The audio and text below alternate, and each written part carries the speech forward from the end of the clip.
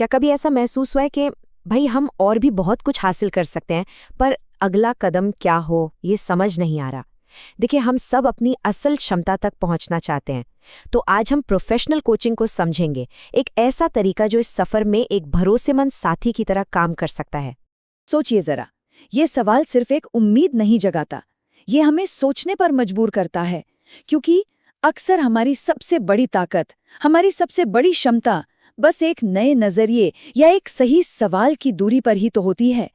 और ICF coaching, जानते हैं, इसी विचार पर बनी है कि जवाब तो हमारे अंदर ही हैं, बस उन्हें खोजने की देर है। तो चलिए इस साझेदारी को थोड़ा और करीब से समझते हैं।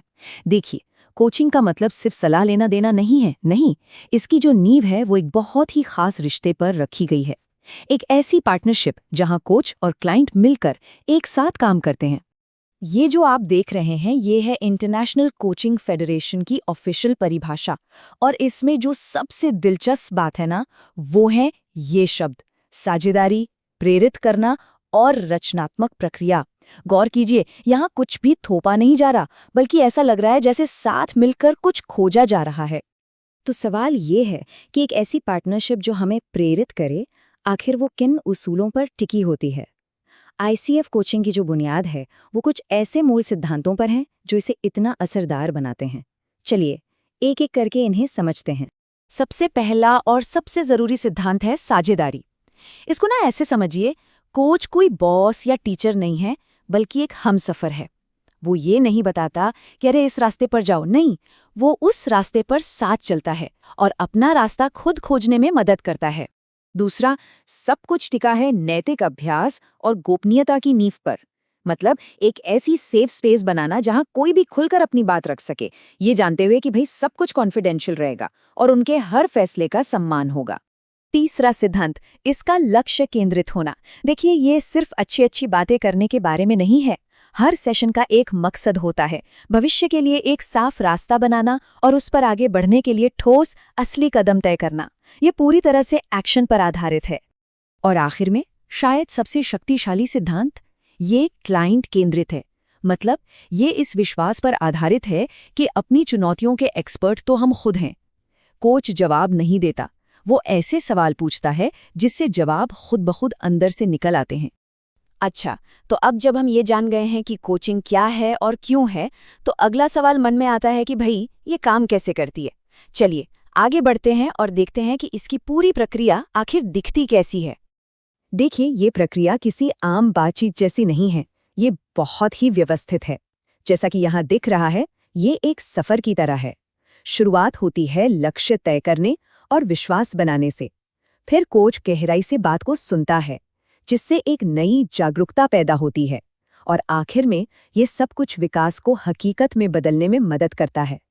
अच्छा, इस प्रक्रिया को आगे बढ़ाने के लिए ना कोच कई तरह की तकनीकों का इस्तेमाल करते हैं, जैसे शक्तिशाली सवाल पूछना जो हमें अलग तरह से सोचने पर मजबूर कर देते हैं, या फिर मिररिंग, जहां कोच हमारी ही कई बातों को हमें वापस सुनाता है, जिससे अपनी सोच में एक नई क्लैरिटी मिलती है। ये सब तरीके अपने अंदर झांकने में मदद करते हैं। अब ये एक बहुत ही जरूरी हिस्सा है, क्योंकि कोचिंग को लेकर ना अक्सर बहुत कंफ्यूजन रहता है। और ये समझना कि कोचिंग क्या है उतना ही जरूरी है जितना ये समझना कि कोचिंग क्या नहीं है। तो ये सवाल ये अक्सर पूछा जाता है कि क्या ये थेरेपी जैसा है, या मेंटरिंग, या फिर कंसल्टिंग। चलिए आज इस कंफ्यूजन को हमेशा के लिए दूर कर देते हैं। ये है सबसे बड़ा फर्क। आईसीएफ कोचिंग का मानना है कि समाधान अंदर है और कोच का काम है उसे बाहर निकालना। वो जवाब नहीं देता। वहीं दूसरी तरफ मेंटोरिंग या कंसल्टिंग जैसे तरीकों में एक्सपर्ट बाहर से जवाब या सलाह देते हैं। मतलब एक तरीका मछली पकड़ना सिखाता है, तो दूसरा सीधे मछली दे देता है। तो यहाँ हम साफ साफ देख सकते हैं, है ना? कोचिंग भविष्य पर फोकस करती है, जबकि थेरेपी अतीत पर काम करती है। कंसल्टिंग बताता है कि क्या करना है, और मेंटरिंग अपना अनुभव शेयर करती है। देखिए, हर एक की अपनी जगह है, अपना महत्व है, लेकिन सबका मकसद और तरीका एकदम अलग है। तो इस पूरी यात्रा के बाद इस साझेदारी और इस पूरी प्रक्रिया से आखिर मिलता क्या है, मंजिल क्या है? चलिए अब इसके कुछ ठोस फायदों पर भी एक नजर डाल लेते हैं। तो नतीजा ये कि इसका असर जिंदगी के हर पहलू पर पड़ सकता है। खुद की समझ बेहतर होती है, जिससे कॉन्फिडेंस बढ़ता है। करियर में अगला बड़ा कदम क्या हो, इसकी क्लैरिटी मिलती है। और हाँ, काम और निजी जिंदगी के बीच एक बेहतर बैलेंस बन पाता है। और ये जो लाइन है, ये मानो पूरी बात का सार है। कोचिंग का असली जादू किसी और से जवाब पाने में नहीं है, बल्कि ये महसूस करने में है कि सबसे अच्छे जवाब तो हमेशा से हमारे अंदर ही थे। ये खुद को ताकत देने के बारे में है, सशक्तिकरण के बारे में है। तो आज की ये चर्चा हम इसी सवाल पर खत्म करते हैं कि अपने विकास के रास्ते पर पहला कदम क्या हो सकता है। और सुनिए, जरूरी नहीं कि ये कोई बहुत बड़ा कदम हो।